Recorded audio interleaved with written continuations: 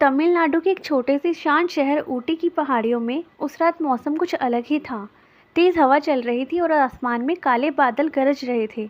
रात के लगभग 10 बज चुके थे। आयांश अपनी बाइक से घर लौट रहा था। वह चेन्नई से ऊटी कुछ ही महीने पहले आया था। यहाँ उसने एक छोटा सा कैफ़े शुरू किया था, लेकिन उस रात रास्ता बिल्कुल सुनसान था। अचानक मियाऊं की आवाज़ आई। आयांश ने बाइक रोक दी। उसने इधर-उधर देखा। सड़क के किनारे एक छोटी सी सफ़ेद बिल्ली काँप रही थी। बारिश की वजह से उसका पूरा शरीर भीग चुका था। आयांश धीरे से उसके पास गया। अरे, तुम यहाँ अकेली क्या कर रही हो? उसने प्यार से कहा। बिल्ली ने अपनी बड़ी-बड़ी नीली आँखों से आयांश को देखा। उसकी आँखों में कुछ अजीब सा था, जैसे वह सब समझ रही हो। आयांश को उस पर दया आ गई। चलो मेरे साथ चलो। उसने बिल्ली को अपनी जैकेट में उठाया और बाइक स्टार्ट कर दी। कुछ देर बाद वह अपने छोटे से घर पहुँच गया। घर ज़्यादा बड़ा नहीं था, लेकिन साफ सुथरा था। आयांश ने बिल्ली को तौलिए से सुखाया और उसे थोड़ा दूध दिया। बिल्ली चुपचाप बैठकर दूध पीने लगी, लेकिन अचानक बिल्ली ने आयांश को बहुत ध्यान से देखना शुरू कर दिया। इतने ध्यान से कि आयांश थोड़ा अजीब महसूस करने लगा। क्या हुआ, ऐसे क्यों देख रही हो? आयांश हंसकर बोला। लेकिन अगले ही पल बिल्ली धीरे से उसके पास आई और उसके हाथ को छूने लगी। उसका स्पर्श बिल्कुल अलग था, जैसे किसी इंसान का हाथ हो। आयांश ने सर झटक दिया। शायद मैं ज़्यादा ही सोच रहा हूँ, उसने खुद से कहा। कुछ देर बाद आयांश सोने चला गया, लेकिन आधी रात को उसे अचानक कमरे में किसी के चलने की आवाज़ सुनाई दी। आयांश की आंखें खुल गई। उसने कमरे में देखा, लेकिन उसने जो देखा उसे देखकर उसकी सांसें रुक गई। जहाँ वह सफ़ेद बिल्ली बैठी थी, वहाँ अब एक सुंदर लड़की खड़ी थी। लड़की की बड़ी बड़ी नीली आंखें थी और वह चुपचाप आयांश को देख रही थी। आयांश के मुंह से बस एक ही शब्द निकला, तुम कौन हो? लड़की हल्की सी मुस्कुराई। अरे, और धीरे से बोली, डरो मत, मेरा नाम मायरा है। लेकिन आयांश को अभी भी समझ नहीं आ रहा था कि वो बिल्ली इंसान कैसे बन गई, और असली रास्ता अभी शुरू हुआ था। आयांश अभी भी बिस्तर पर बैठे मायरा को देख रहा था। उसके दिमाग में हजारों सवाल घूम रहे थे। ये कैसे हो सकता है? उसने घबराकर कहा। तुम तो बिल्ली थी। मायरा हल्का सा मुस्कुराई। हाँ, मैं बिल्ली हूँ। आयांश को लगा शायद वह सपना देख रहा है। उसने अपने गाल पर हल्का सा थप्पड़ मारा। आउच! दर्द भी हुआ। मतलब ये सपना नहीं था। मायरा धीरे धीरे कमरे में घूमने लगी। उसकी चाल बिल्कुल शांत थी, जैसे वह इस घर को पहले से जानती हो। तुम डर रहे हो? मायरा ने पूछा। आयांश बोला, डरना तो चाहिए ना, अभी थोड़ी देर पहले तुम बिल्ली थी और अब इंसान हो। मायरा खिड़की के पास जाकर खड़ी हो गई। बाहर चांद की हल्की रोशनी पड़ रही थी। उसने धीरे से कहा, मैं हमेशा से ऐसी ही हूँ, दिन में बिल्ली और रात में इंसान। आयांश का दिल जोर जोर से धड़कने लगा। लेकिन ऐसा क्यों? मायरा कुछ पल चुप रही, जैसे वह कोई पुरानी बात याद कर रही हो। फिर बोली, ये एक श्राप है जो मुझे कई साल पहले मिला था। आयांश ने हैरानी से पूछा, श्राप? मायरा ने सर हिलाया। हाँ, और अगर ये श्राप नहीं टूटा तो एक दिन मैं हमेशा के लिए बिल्ली बन जाऊंगी। कमरे में अचानक सन्नाटा छा गया। आयांश पहली बार मायरा की आंखों में दर्द देख रहा था। वह धीरे से बोला, क्या मैं तुम्हारी मदद कर सकता हूँ? मायरा ने उसकी तरफ देखा। पहली बार उसके चेहरे पर उम्मीद की हल्की सी झलक आई। लेकिन तभी अचानक बाहर से किसी के कदमों की आवाज़ आई। मायरा का चेहरा एकदम डर से बदल गया। वो लोग यहाँ आ गए। आयांश ने पूछा, कौन लोग? मायरा ने जल्दी से कहा, अगर उन्होंने मुझे देख लिया तो सब खत्म हो जाएगा। और अगले ही पल मायरा फिर से सफ़ेद बिल्ली बन गई। दरवाजे पर ज़ोर से दस्तक हुई। आयांश ने डरते हुए दरवाजे खोला, लेकिन उसे बिल्कुल अंदाज़ा नहीं था कि दरवाजे के बाहर जो लोग खड़े हैं वो मायरा को पकड़ने आए थे।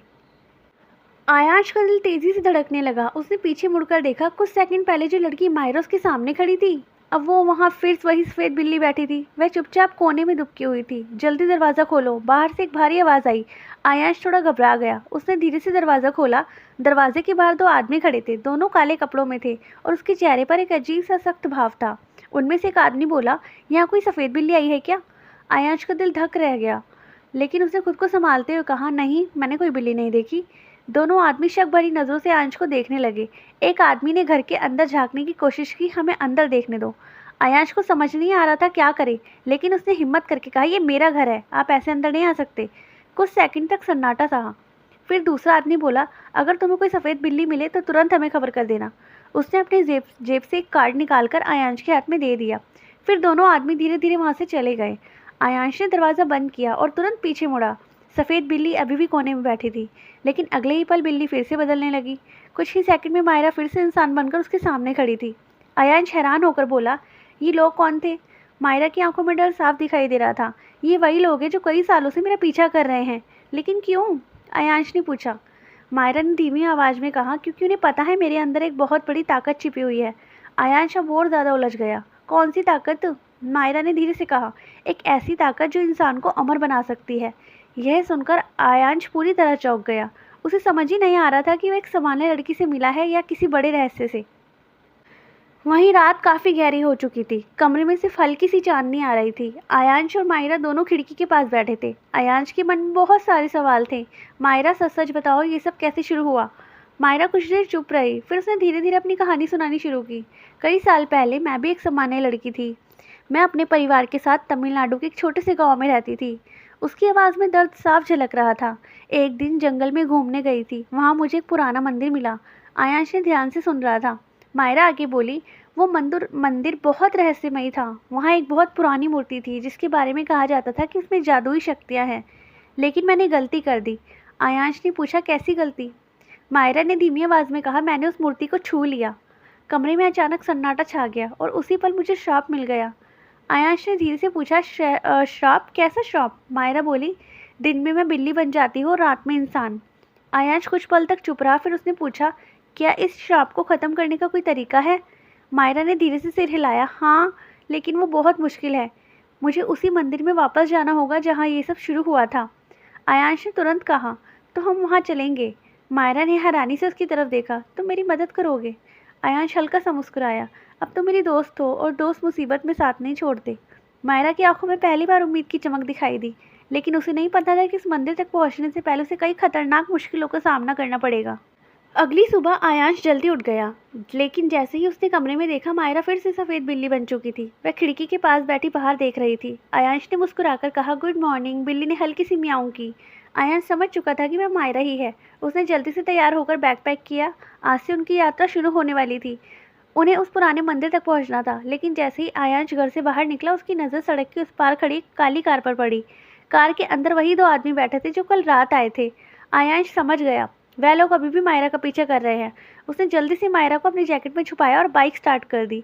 बाइक तेज़ी से सड़क पर दौड़ने लगी, लेकिन पीछे वही काली कार भी उनका पीछा करने लगी। आयांश ने शीशे में देखा, कार तेज़ी से उनकी तरफ आ रही है। मायरा ने धीरे से म्याऊं किया, जैसे उसे भी खतरे का एहसास हो गया हो।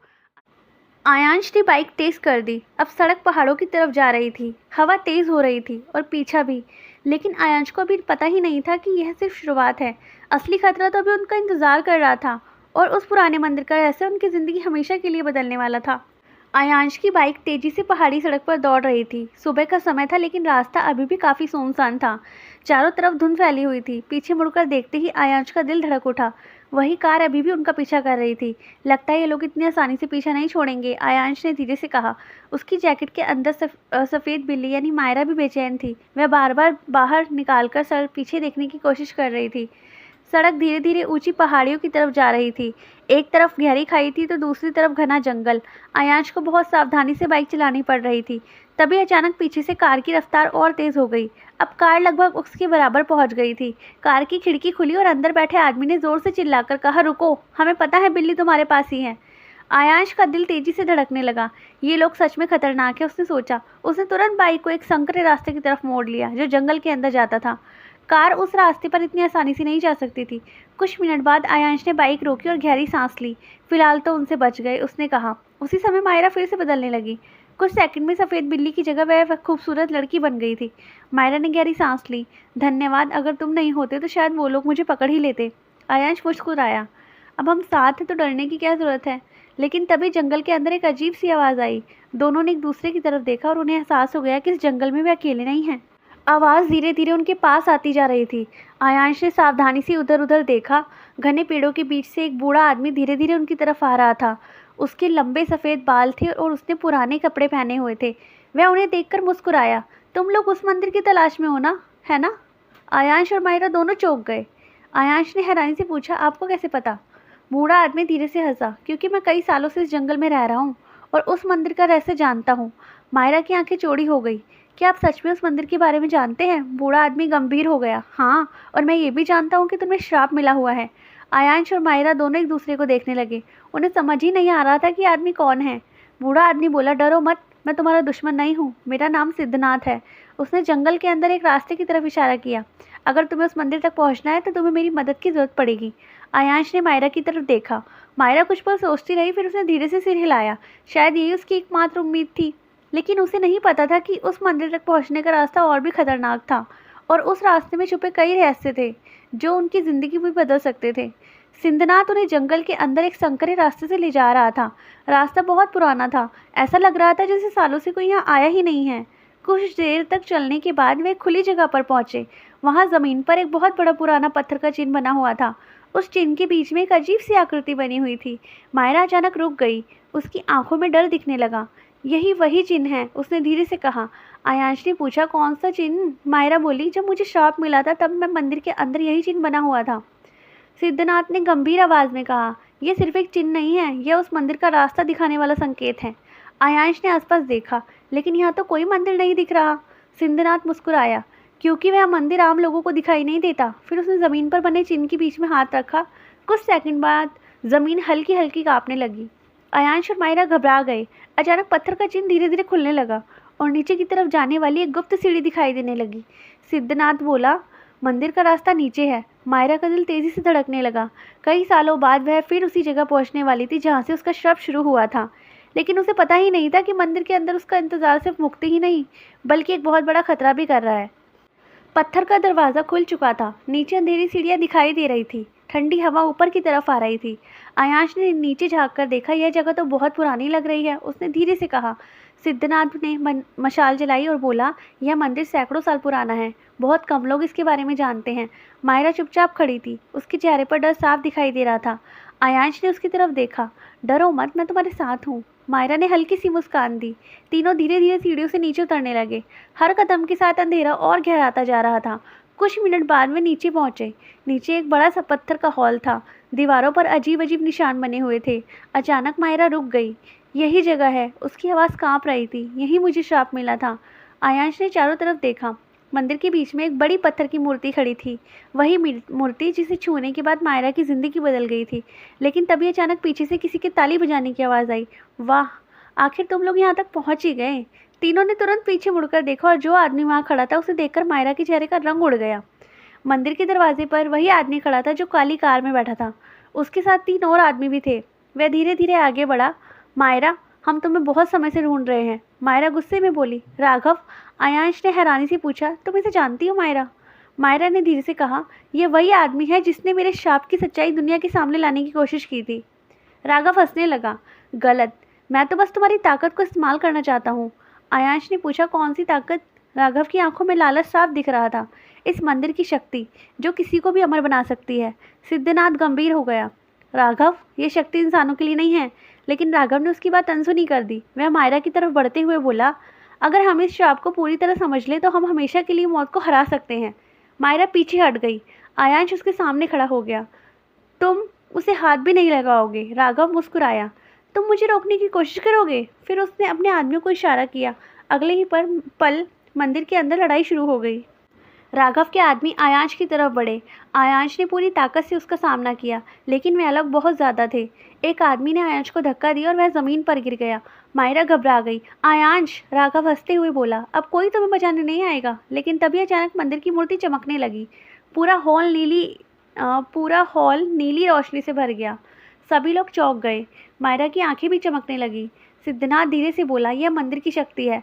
मायरा धीरे धीरे मूर्ति की तरफ बढ़ने लगी, जैसे कोई अदृश्य ताकत उसे बुला रही हो। राघव चिल्लाया, उसे रोको, लेकिन देर हो चुकी थी। जैसे ही मायरा ने मूर्ति को छुआ, अचानक एक तेज रोशनी पूरे मंदिर में फैल गई और अगले ही पल कुछ ऐसा हुआ जिसकी किसी ने कल्पना भी नहीं की थी।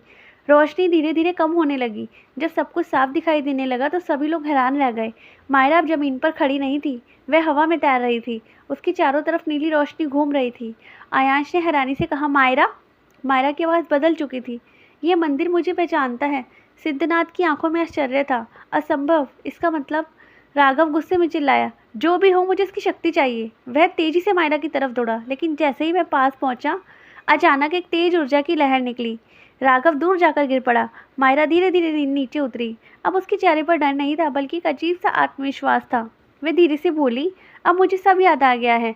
आयांश ने पूछा, क्या याद आ गया है? मायरा ने उसकी तरफ देखा और जो बात उसने कही उसे सुनकर आयांश भी हैरान रह गया। मैं सिर्फ शापित लड़की ही नहीं हूँ, मैं इस मंदिर की रक्षक भी हूँ। और असली कहानी तो अब शुरू होने वाली है। मंदिर के अंदर अभी भी हल्की नीली रोशनी फैल रही थी। मायरा भी धीरे धीरे ज़मीन पर उतर गई थी। उसकी आंखों में डर भी नहीं था। तो आयांश हैरान होकर उसे देख रहा था। तुमने अभी क्या कहा? तुम इस मंदिर की रक्षक हो? उसने पूछा। मायरा कुछ पल चुप रही, फिर उसने कहा, हाँ, मुझे ये सब अभी याद आया है। सिद्धनाथ भी ध्यान से उसकी बात सुन रहा था। मायरा ने मंदिर की मूर्ति की तरफ देखा। सैकड़ों साल पहले इस मंदिर की रक्षा करने के लिए कुछ खास लोगों को चुना गया था। मैं उन्हीं में से एक हूँ। आयांश को यह सब किसी कहानी जैसा लग रहा था।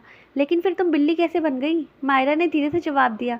क्योंकि किसी ने इस मंदिर की शक्ति चुराने की कोशिश की थी। उसने राघव की तरफ देखा और वह इंसान इसी लालच में था। राघव धीरे धीरे उठ रहा था। उसके चेहरे पर गुस्सा साफ दिखाई दे रहा था। वह चिल्लाया, मुझे यह शक्ति चाहिए और मैं इसे लेकर ही जाऊंगा। मायरा ने शांत आवाज में कहा, तुम कभी सफल नहीं हो सकते। लेकिन राघव इतनी आसानी से हार मानने वाला ही नहीं था। राघव के आदमी फिर से आगे बढ़ने लगे। तभी सिद्धनाथ जोर से बोला, आयांश, मायरा को यहाँ से ले जाओ। आयांश तुरंत मायरा का हाथ पकड़कर मंदिर की तरफ बढ़ने लगा। मंदिर के पीछे एक संकरा रास्ता था। वह दोनों तेजी से उस रास्ते में घुस गए। कुछ देर बाद वे एक छोटे से कमरे में पहुंचे। कमरे के बीच एक गोल पत्थर रखा था जिस पर कई पुराने चिन्ह बने हुए थे। मायरा धीरे धीरे उसके पास गई। यह मंदिर का गुप्त कक्ष है, उसने कहा। आयांश ने पूछा, यहाँ क्या है? मायरा ने पत्थर पर हाथ रखा। अचानक पत्थर चमकने लगा और उसके ऊपर एक नक्शा दिखाई देने लगा। आयांश चौंक गया। यह क्या है? मायरा बोली, यह उस शक्ति का नक्शा है जो उस मंदिर में छिपी हुई है। लेकिन तभी पीछे से कदमों की आवाज़ आई। राघव उन्हें ढूंढते उस कमरे तक पहुंच गया। राघव कमरे में घुसते ही हंसने लगा। आखिर मुझे वह मिल ही गया जिसकी मुझे तलाश थी। उसकी नज़र उस चमकते पत्थर पर थी। आयांश तुरंत सामने खड़ा हो गया। तुम इसे छू भी नहीं सकते। राघव मुस्कुराया। तुम मुझे रोकोगे? अगले ही पल उसने अपने आदमियों को इशारा किया। दो आदमी आयांश पर झपट पड़े। आयांश ने पूरी ताकत से उनका मुकाबला किया, लेकिन वह लोग ज़्यादा ताकतवर थे। मायरा ये सब देखकर घबरा गई। तभी अचानक उसके हाथों से हल्की रोशनी निकलने लगी। फिर मंदिर फिर से चमकने लगा। सिद्धनाथ दूर से चिल्लाया, मायरा, अपनी शक्ति को संभालो। लेकिन अब बहुत देर हो चुकी थी। मंदिर की शक्ति जाग चुकी थी। पूरे मंदिर में तेज रोशनी फैल गई। दीवारों पर बने चिन्ह चमकने लगे। राघव भी कुछ पल के लिए डर गया। ये क्या हो रहा है? मायरा धीरे धीरे हवा में फिर से उठने लगी। उसकी आंखों में नीली चमक थी। आयांश आश्चर्य से उसे देख रहा था। मायरा की आवाज़ गूंज उठी। यह शक्ति किसी लालची इंसान के लिए नहीं है। अचानक एक तेज ऊर्जा की लहर निकली। राघव और उसके आदमी पीछे गिर गए। कुछ सेकंड बाद सब शांत हो गया। मायरा धीरे से ज़मीन पर उतर आई, लेकिन वह बहुत कमज़ोर लग रही थी। आयांश तुरंत उसके पास गया। मायरा, तुम ठीक हो? मायरा ने धीरे से कहा, हाँ, लेकिन यह अभी ख़त्म नहीं हुआ। राघव धीरे धीरे फिर खड़ा हो गया। उसकी आंखों में अब और ज़्यादा गुस्सा था। अगर मंदिर की शक्ति मुझे नहीं मिली तो मैं इस मंदिर को ही ख़त्म कर दूंगा। उसने अपनी जेब से एक छोटा सा विस्फोटक यंत्र निकाला। सिद्धनाथ घबरा गया। राघव पागल हो गया है। आयांश चिल्लाया, तुम ऐसा नहीं कर सकते। लेकिन राघव ने मशीन चालू कर दी। अब देखते हैं मंदिर कैसे बचता है। मायरा का चेहरा डर से भर गया, क्योंकि अगर मंदिर नष्ट हो गया तो उसकी शक्ति भी हमेशा के लिए ख़त्म हो जाएगी। मायरा तेजी से आगे बढ़ी। उसने अपनी सारी शक्ति इकट्ठा की। मंदिर की मूर्ति फिर से चमकने लगी। मायरा ने हाथ उठाया और अचानक एक ऊर्जा की ढाल बन गई। राघव का विस्फोटक उसी ढाल से टकराकर बंद हो गया। राघव हैरान रह गया। ये कैसे हो सकता है? मायरा ने दृढ़ आवाज़ में कहा, क्योंकि यह मंदिर मेरी जिम्मेदारी है। राघव समझ गया कि अब उसे यहाँ से भागना होगा। वह तेजी से मंदिर से बाहर भाग गया। मंदिर में फिर से शांति फैल गई। आयांश ने राहत की सांस ली। लगता है खतरा टल गया। सिद्धनाथ मुस्कुराया। तुम दोनों ने बहुत हिम्मत दिखाई है। मायरा धीरे धीरे आयांश की तरफ मुड़ी। अगर तुम मेरी मदद नहीं करते तो मैं यहाँ तक कभी नहीं पहुँच पाती। आयांश ने हल्की मुस्कान के साथ कहा, दोस्त इसी काम आते हैं। मायरा की आंखों में पहली बार खुशी दिखाई दी, लेकिन उसे यह नहीं पता था कि राघव इतनी आसानी से हार मानने वाला नहीं है। सुबह होने लगी थी। मंदिर के बाहर हल्की धूप फैल रही थी। आयांश, मायरा और सिद्धनाथ मंदिर के बाहर खड़े थे। सिद्धनाथ बोला, अब तुम्हें इस मंदिर की रक्षा करनी होगी। मायरा ने सिर हिलाया। हाँ, अब मुझे अपना कर्तव्य याद है। आयांश ने मुस्कुराकर कहा, और मैं हमेशा तुम्हारे साथ रहूँगा। मायरा ने उसकी तरफ देखा। उसकी आंखों में एक अलग ही चमक थी। लेकिन तभी जंगल के दूर से कार की आवाज़ सुनाई दी। आयांश ने पीछे मुड़कर देखा। दूर सड़क पर फिर वही काली कार दिखाई दे रही थी। शायद राघव वापस आ गया था, और इस बार वह पहले से ज़्यादा खतरनाक था। जंगल के रास्ते से आती काली कार धीरे धीरे मंदिर के पास आकर रुक गई। आयांश ने दूर से उसे देख लिया। लगता है राघव वापस आ गया, उसने धीरे से कहा। मायरा की आंखों में चिंता दिखाई देने लगी। वह इतनी जल्दी हार मानने वाला नहीं है। सिद्धनाथ ने गंभीर आवाज़ में कहा, राघव बहुत चालाक आदमी है। वह इस बार ज़रूर कोई ना कोई योजना बनाकर आया होगा। तीनों तुरंत मंदिर के अंदर वापस चले गए। कुछ ही मिनट बाद मंदिर के बाहर कार का दरवाज़ा खुला। राघव बाहर निकला, लेकिन इस बार वह अकेला नहीं था। उसके साथ कई हथियारबंद लोग थे। राघव ने मंदिर की तरफ देखते हुए मुस्कुराकर कहा, अब देखते हैं यह मंदिर मुझे कैसे रोकता है। मंदिर के अंदर का माहौल तनाव से भरा हुआ था। आयांश ने मायरा से पूछा, अगर राघव इतने लोगों के साथ आया है तो हम उसे कैसे रोकेंगे? मायरा कुछ सोचने लगी। तभी सिद्धनाथ बोला, इस मंदिर के नीचे गुप्त सुरंग है। आयांश ने हैरानी से पूछा, सुरंग? सिद्धनाथ बोला, हाँ, ये सुरंग पहाड़ की दूसरी तरफ निकलती है। मायरा ने कहा, लेकिन हम भागेंगे क्यों? सिद्धनाथ बोला, हम भाग नहीं रहे, हम सही समय का इंतजार कर रहे हैं। तभी मंदिर के बाहर तेज आवाज आई। राघव के आदमी मंदिर का दरवाज़ा तोड़ने की कोशिश कर रहे थे। आयांश समझ गया कि उनके पास ज़्यादा समय नहीं है। तीनों जल्दी से सुरंग की तरफ बढ़ गए। सुरंग बहुत अंधेरी थी। सिद्धनाथ मशाल लेकर आगे चल रहा था। आयांश और मायरा उनके पीछे थे। सुरंग के अंदर अजीब सी ठंडक थी। कुछ देर तक चलने के बाद वे एक बड़ी गुफा में पहुंचे। गुफा की दीवारों पर पुराने चित्र बने हुए थे। मायरा उन चित्रों को ध्यान से देखने लगी। अचानक वह वहाँ रुक गई। ये देखो, आयांश भी पास आया। चित्रों में एक लड़की बनी हुई थी जो बिल्कुल मायरा जैसी दिख रही थी। आयांश ने हैरानी से पूछा, ये तो तुम हो? मायरा ने धीरे से कहा, शायद मेरे पिछले जन्म की कहानी। सिद्धनाथ गंभीर हो गया। इन चित्रों में मंदिर के रक्षकों की कहानी लिखी है और शायद मायरा का सच अभी पूरी तरह सामने आना बाकी था। गुफा के अंदर अचानक जमीन हल्की हल्की कांपने लगी। आयांश ने चारों तरफ देखा। ये क्या हो रहा है? सिद्धनाथ बोला, मंदिर की शक्ति जाग रही है। मायरा ने अचानक आयांश की तरफ देखा। आयांश, तुम्हारे हाथ पर ये निशान कब से है? आयांश ने अपने हाथ की तरफ देखा। उसकी कलाई पर एक हल्का सा चमकता चिन्ह दिखाई दे रहा था। वह चौंक गया। मुझे नहीं पता ये अचानक कैसे आ गया। सिद्धनाथ की आंखें चौड़ी हो गई। ये तो मंदिर के रक्षकों का चिन्ह है। मायरा हैरान रह गई। इसका मतलब आयांश भी? सिद्धनाथ धीरे से बोला, हाँ, शायद आयांश भी इस मंदिर से जुड़ा हुआ है। आयांश को समझ ही नहीं आ रहा था कि उसकी ज़िंदगी में ये सब अचानक से क्या हो रहा है, लेकिन उसे लगता था कि उसकी किस्मत भी इसी मंदिर से जुड़ी हुई है। गुफा के अंदर अचानक तेज रोशनी फैल गई। दीवारों पर बने चित्र चमकने लगे। मायरा धीरे धीरे आगे बढ़ी। चित्रों के बीच एक पत्थर की पट्टिका लगी थी। उस पर पुराने अक्षरों में कुछ लिखा हुआ था। सिद्धनाथ ने उसे पढ़ने की कोशिश की। कुछ देर बाद उसने कहा, यहाँ लिखा है कि मंदिर की रक्षा 2 रक्षक मिलकर करेंगे।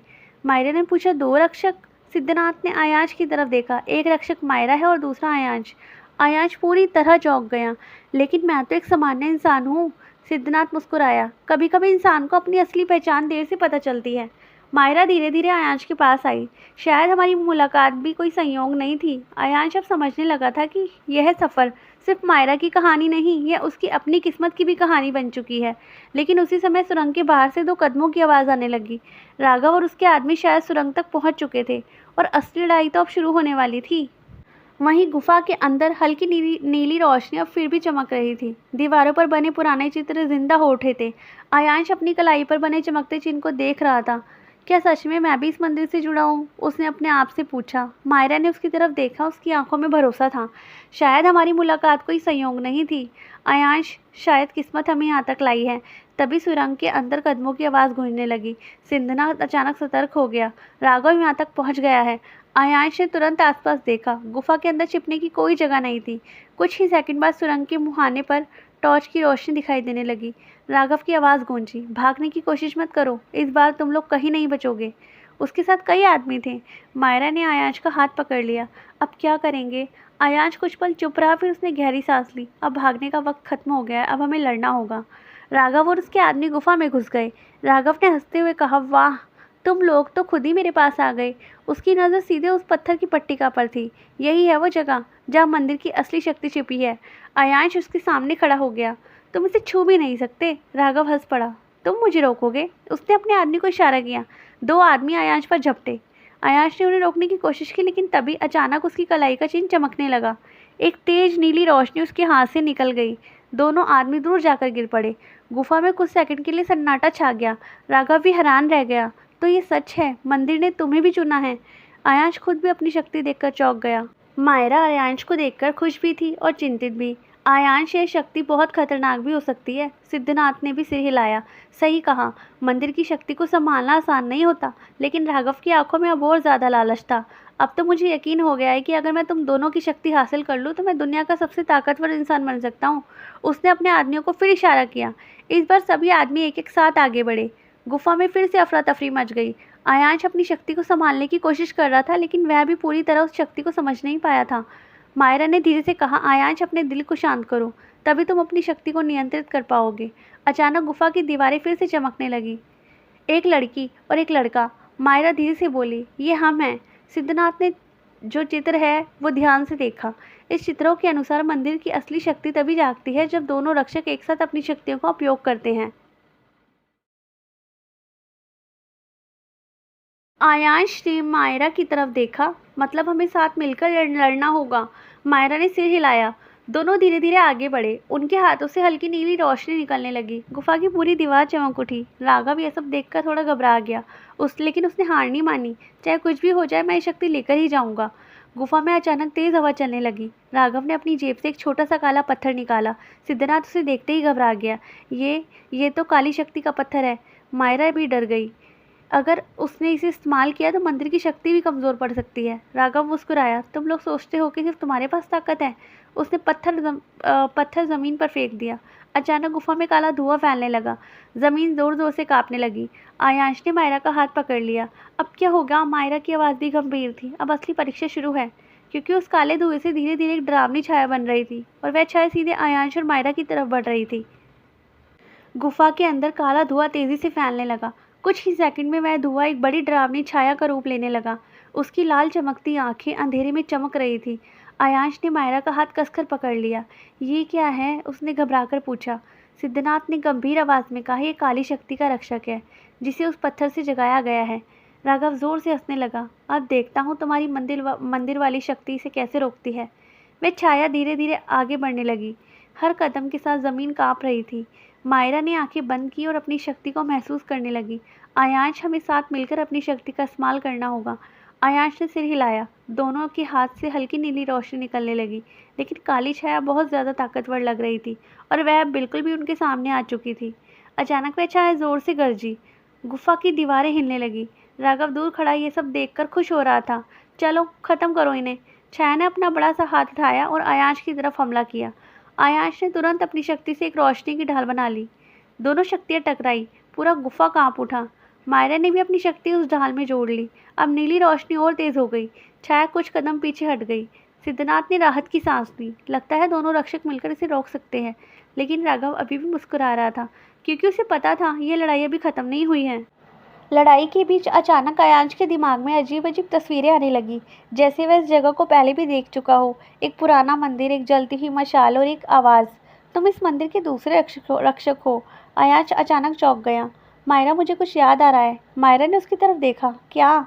आयांश बोला, शायद मैं पहले भी इस मंदिर में आ चुका हूँ। सिद्धनाथ ध्यान से सुन रहा था। हो सकता है तुम्हारा भी इस मंदिर से पुराना संबंध हो। लेकिन तभी काली छाया फिर से हमला करने लगी। मायरा ने अपनी पूरी ताकत जुटाई। उसकी आंखों में फिर से वही नीली चमक थी। वह हवा में थोड़ा ऊपर उड़ गई। यह मंदिर सिर्फ रोशनी की शक्ति से चलता है, उसने कहा। उसने दोनों हाथ आगे बढ़ाए। अचानक एक तेज रोशनी की किरण छाया की तरफ आ गई। छाया जोर से चीखी। कुछ सेकंड के लिए वह कमज़ोर पड़ गई। आयांश ने मौका देखकर अपनी शक्ति का वार किया। नीली ऊर्जा की लहर सीधे छाया से टकराई। गुफा में तेज रोशनी फैल गई। राघव पहली बार थोड़ा डर गया। ये कैसे संभव है? छाया भी पूरी तरह ख़त्म नहीं हुई थी। वह फिर से उठी और राघव गुस्से में चिल्लाया, तुम दोनों को ख़त्म करो। छाया और भी खतरनाक हो गई। अब उसका आकार और बड़ा हो चुका था। आयांश और मायरा दोनों थकने लगे थे। सिद्धनाथ समझ गया था कि अब स्थिति बहुत गंभीर हो चुकी है। वह चिल्लाया, दोनों अपनी शक्तियों को एक साथ मिलाओ। आयांश और मायरा ने एक दूसरे का हाथ पकड़ लिया। उनकी शक्तियाँ धीरे धीरे एक होने लगी और तभी गुफा की दीवारों पर बने चिन्ह चमक उठे। अचानक पूरे गुफा में तेज नीली रोशनी फैल गई, जैसे मंदिर की सारी शक्तियाँ जाग उठी हो। आयांश और मायरा के चारों तरफ ऊर्जा घूमने लगी। दोनों ने एक साथ हाथ उठाए और अगले ही पल एक विशाल ऊर्जा का लहर छाया की तरफ गई और छाया जोर से चीखी और हवा में बिखरने लगी। कुछ ही सेकंड में वह पूरी तरह गायब हो गई। गुफा में फिर से शांति छा गई। राघव ये सब देखकर हैरान रह गया। राघव अब समझ चुका था कि दोनों रक्षकों को हराना आसान नहीं है, लेकिन उसका लालच अभी भी ख़त्म नहीं हुआ था। वह धीरे धीरे पीछे हटने लगा। ये लड़ाई अभी ख़त्म नहीं हुई, उसने कहा। फिर वह सुरंग की तरफ भागने लगा। आयांश उसे रोकना चाहता था, लेकिन मायरा ने उसका हाथ पकड़ लिया। उसे जाने दो। आयांश ने पूछा, क्यों? मायरा बोली, क्योंकि असली लड़ाई अभी बाकी है। गुफा के अंदर अचानक फिर से हल्की रोशनी फैल गई। पत्थर की पट्टी का चमकने लगी। उनमें से एक शांत आवाज़ गूंजी, दोनों रक्षकों ने अपनी शक्ति साबित कर दी है। आयांश और मायरा एक दूसरे को देखने लगे। आवाज़ फिर आई, अब मंदिर की शक्ति पूरी तरह तुम्हारे साथ है। दोनों के हाथों पर बने चिन्ह चमकने लगे। सिद्धनाथ मुस्कुराया, अब तुम दोनों सच में इस मंदिर के रक्षक बन चुके हो। कुछ देर बाद वे तीनों सुरंग से बाहर आए। सुबह की धूप जंगल में फैल रही थी। आयांश ने गहरी सांस ली। लगता है आखिरकार सब खत्म हो गया। मायरा मुस्कुराई। शायद, लेकिन जिंदगी में हर कहानी का नया अध्याय भी होता है। सिद्धनाथ ने कहा, अब इस मंदिर की रक्षा तुम्हारी जिम्मेदारी है। आयांश और मायरा ने एक साथ सर हिलाया। दूर जंगल के रास्ते पर राघव की कार तेजी से जा रही थी। उसके चेहरे पर गुस्सा साफ दिखाई दे रहा था। उसने फोन उठाया और किसी से कहा, योजना का दूसरा हिस्सा शुरू करो। दूसरी तरफ से एक ठंडी आवाज़ आई, तो आखिर मंदिर मिल ही गया। राघव बोला, हाँ, और अब उसकी शक्ति किसी भी कीमत पर हासिल करेंगे। उधर मंदिर के पास आयांश और मायरा को भी यह पता ही नहीं था कि उनकी असली परीक्षा भी बाकी है, और इस बार उसका सामना एक ऐसे दुश्मन से होने वाला था जो राघव से भी ज़्यादा खतरनाक था। मंदिर के भीतर खड़े आयांश और मायरा के सामने अंधेरा धीरे धीरे घना होता जा रहा था। तभी अचानक हवा का तेज झोंका चला और मंदिर की दीवारों पर बने पुराने चिन्ह चमकने लगे। अचानक उस अंधेरे के बीच एक भारी आवाज़ गूंजी, तो आखिर तुम यहाँ तक पहुँच ही गए। आयांश ने चारों तरफ देखा। अंधेरे के बीच एक काली आकृति धीरे धीरे उनके पास आने लगी। वह वही काला जादूगर था जिसने वर्षों पहले मायरा की शक्तियों पर कब्जा करने की कोशिश की थी। मायरा की आंखें गुस्से से चमकने लगी। आज सब खत्म हो जाएगा, उसने कहा। जादूगर हंसने लगा। तुम अकेली नहीं हो, तुम्हारी शक्ति अब भी मेरी होगी। तभी मंदिर की जमीन कांपने लगी। एक भयानक लड़ाई शुरू होने वाली थी।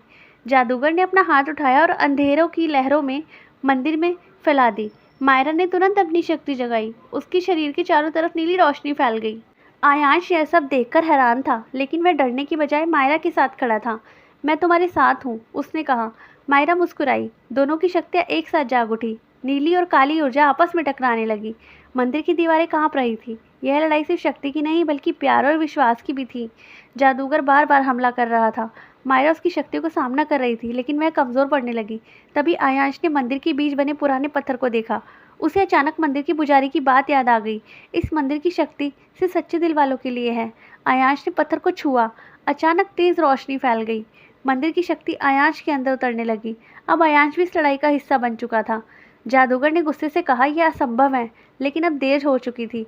मंदिर की शक्ति आयांश और मायरा दोनों के साथ थी। मायरा ने कहा, यह मंदिर हमारी रक्षा के लिए बना था। जादूगर ने आखिरी बार अपनी सारी शक्ति इकट्ठा की। मंदिर में एक विशाल ऊर्जा का तूफान उठने लगा। अब यह अंतिम मुकाबला था। मायरा और आयांश ने एक साथ अपनी शक्ति इस्तेमाल की। नीली रोशनी की एक तेज किरण जादूगर की तरफ बढ़ी। जादूगर ने भी अंधेरे की शक्ति छोड़ी। दोनों शक्तियाँ आपस में टकराई। पूरे मंदिर में भयानक विस्फोट हुआ। कुछ सेकंड के लिए सब कुछ शांत हो गया। फिर जादूगर की चीख सुनाई दी और उसका शरीर धीरे धीरे धुएं में बदलकर गायब हो गया। लड़ाई खत्म हो चुकी थी। अगली सुबह मंदिर के बाहर सूरज की रोशनी फैल रही थी। कई सालों बाद उस जगह पर शांति महसूस हो रही थी। मायरा ने धीरे से कहा, सब खत्म हो गया। आयांश मुस्कुराया। अब तुम्हें डरने की जरूरत नहीं है। दोनों मंदिर की सीढ़ियों पर बैठ गए। कई सालों का संघर्ष आज खत्म हुआ था। कुछ दिन बाद आयांश और मायरा अपने पुराने घर लौट आए। अब मायरा को अपनी शक्तियों से डर नहीं लगता था। वह उन्हें अच्छे कामों के लिए इस्तेमाल करना चाहती थी। आयांश हमेशा उसके साथ था। दोनों का रिश्ता पहले से ज़्यादा मजबूत हो चुका था। एक शाम मायरा ने आयांश से कहा, मैं अब हमेशा इंसान बनकर जीना चाहती हूँ। आयांश ने मुस्कुराकर कहा, तुम जैसी हो मुझे वैसी पसंद हो। मायरा ने उसकी तरफ देखा और हल्के से हंस दी। उसकी आंखों में अब डर नहीं बल्कि खुशी थी। कस्बे के लोग अब आयांश और मायरा को बहुत पसंद करते थे। किसी को भी मायरा के रहस्य के बारे में पता नहीं था, लेकिन आयांश जानता था कि मायरा कितनी खास है। एक रात तारों भरे आसमान के नीचे आयांश ने मायरा से कहा, तुम मेरी ज़िंदगी की सबसे बड़ी खुशी हो। मायरा की आंखों में आंसू आ गए। ये खुशी के आंसू हैं। कई साल बाद आयांश और मायरा उसी घर में खुशहाल ज़िंदगी जी रहे थे। कभी कभी मायरा मजाक में फिर से बिल्ली बन जाती और आयांश हंसने लग जाता। उसकी ज़िंदगी में अब कोई डर नहीं था, सिर्फ प्यार, शांति और खुशियाँ थी। और इसी तरह एक रहस्यमयी बिल्ली और एक साधारण से लड़के की कहानी एक खूबसूरत प्रेम कहानी बन गई। तो यहीं पर इस कहानी को एंड करते हैं। अगर आपको ये कहानी थोड़ी बहुत भी अच्छी लगी हो तो प्लीज़ चैनल को सब्सक्राइब कर लीजिए और वीडियो को लाइक कीजिए। Thank you.